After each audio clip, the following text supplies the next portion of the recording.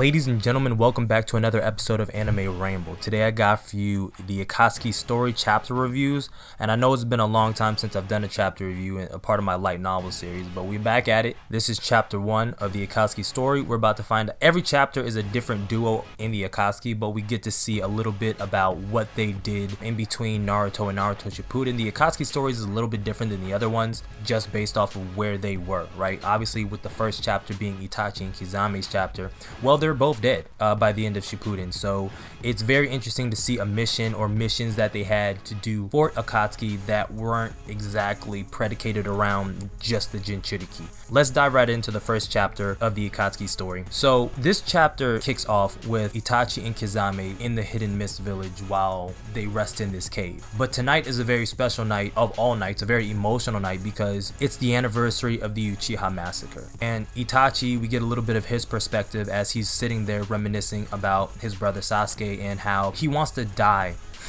It's kind of dark. It's really dark. He wants to die by Sasuke's hand, and he doesn't want Sasuke to feel guilty about this. Obviously, at this point, he doesn't know that Obito is just going to spill the fucking beans or anything like that, but he doesn't want Sasuke to feel guilty for it. Spoilers, he does feel guilty for it. We don't get too much more of Itachi and his thought process, because just as we're about to get more, Kisame interrupts Itachi and alerts his attention to something, and they both start to realize that there's a mist filling the cave that they're in when there's not supposed to be. Despite the fact that they're in the Hidden Mist village, this mist is very unusual. As the mist continues to encroach inside of the cave, Kisame manages to fuck around and get himself captured inside of a water prison. It really doesn't do too much if we think about it, because he does manage to break out of it rather easily. This is the only time that I can think of off the top of my head that someone has managed to break a water prison jutsu, but it is what it is. He managed to take care of all the fodder ninja, and then we're just left with 2. And these 2 ninjas that are left behind are the ones that are really going to focus amongst this entire chapter for Kisame and Itachi, because some shit happens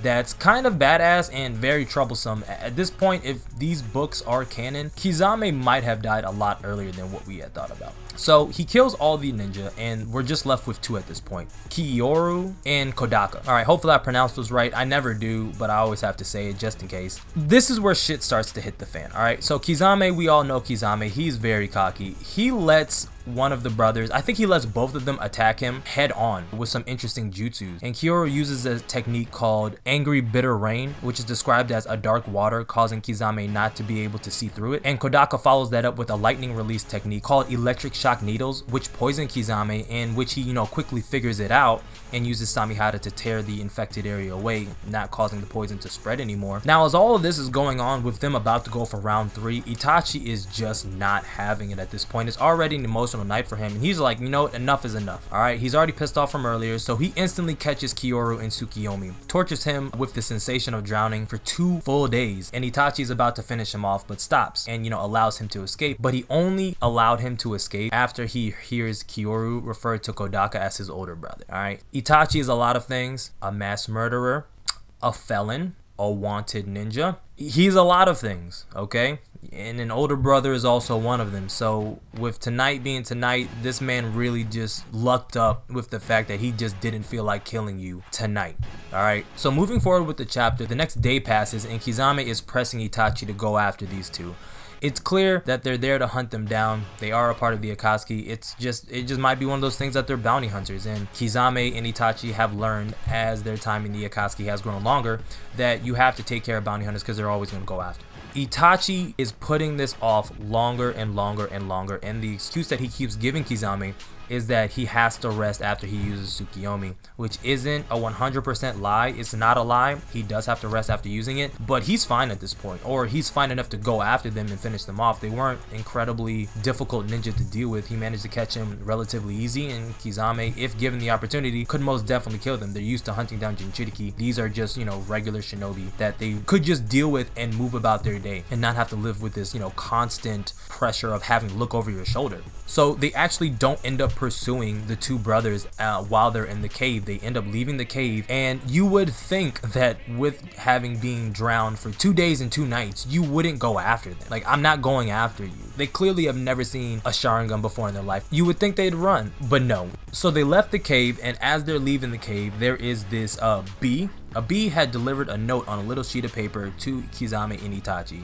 and basically explained to them what the actual jutsu was that was used. And on this sheet of paper, what they described, Itachi and Kisame literally could not allow them to live. It's dark, okay? It's very dark. They read the sheet of paper and they're like, let's go kill. All right. On the sheet of paper, it was explained to them that the jutsu that was used goes by the name of the second and last. This was a jutsu that was used and disguised by the dark rain jutsu. And what happens when the jutsu is used, the first attack marks you. The second attack kills you. And that is as easy as it gets.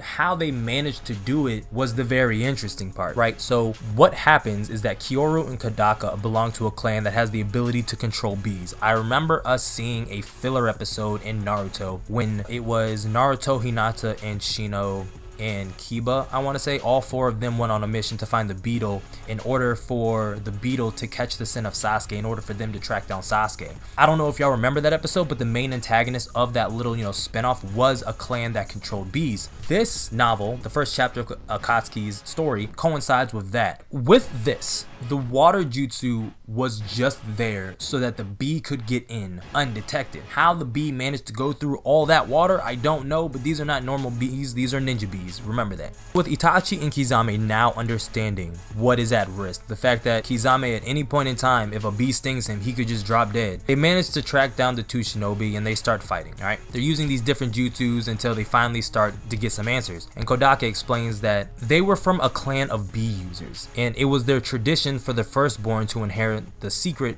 to control bees, and the secondborn was to protect the firstborn. But harvesting honey was no longer enough to make an honest living, so Kodaka had to switch to using poisonous bees so that he and Kyoru could do freelance shinobi work in order to make ends meet. With their story done, Kodaka sends another swarm of bees after Kisame, and this is their second go at it. The first time, Sasuke managed to catch a field of bees with his water style starch syrup, capturing field jutsu. Very long-winded names, they have to do something about that in the future. They managed to evade it the second time, but Kisame does manage to surround himself with a water prison jutsu in order to keep the bees from getting him at the last fucking second. Again, I love the diversity, I love the uniqueness of the techniques. I don't think we've ever seen a water prison jutsu be used in that capacity to trap yourself in there in order to keep things away from you. This causes the bees to drown before they can reach him, and at the same time, Itachi attacks Kyoru with a great fireball technique. But because Kyoru couldn't defend himself, Kodaka leaps in front of the attack to help him as a shield. Remember, the younger brother protects the older brother. It does very little, but none of that managed to help him from the fire. It's still fire, and he actually, at the very last minute, manages to cover himself in bees to help minimize some of the damage. But Kodaka's body was so badly burned with his remaining strength, he orders the bees to attack because he's dying.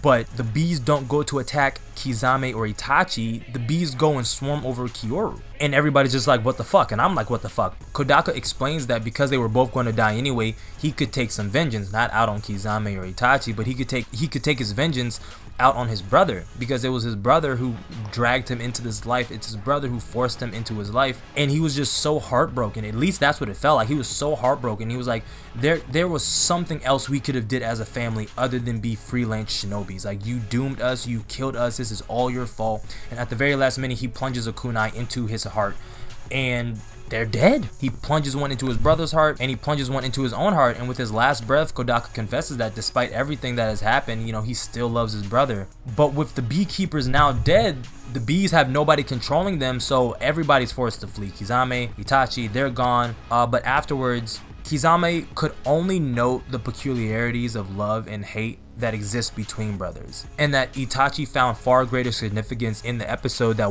once again his thoughts turned to Sasuke. He wondered where Sasuke's path would lead him and sought vengeance if he could find some sort of strength through despair. More than that, Itachi wondered if, like Kodaka, would he have the courage to confess his love to his little brother as he died. He supposed he wouldn't know for sure until the moment arrived, but we know how that went. We know what he said to his brother when he died, and we know what he said to his brother when he died the second time. And so he did manage to get that message across. His chapter was fire. I absolutely loved it. But that's all I have for this chapter. If you made it to the end, thank you. If you are new, go plus ultra and smash that subscribe button. It lets me know you rock with the content that I put out on the channel. Like the video if you like the video, dislike the video if you dislike the video. Comment on the video your thoughts and what you think is going to happen. Well, actually, there's nothing that's gonna happen. All right. Tell me what you think about this chapter. What do you think about it?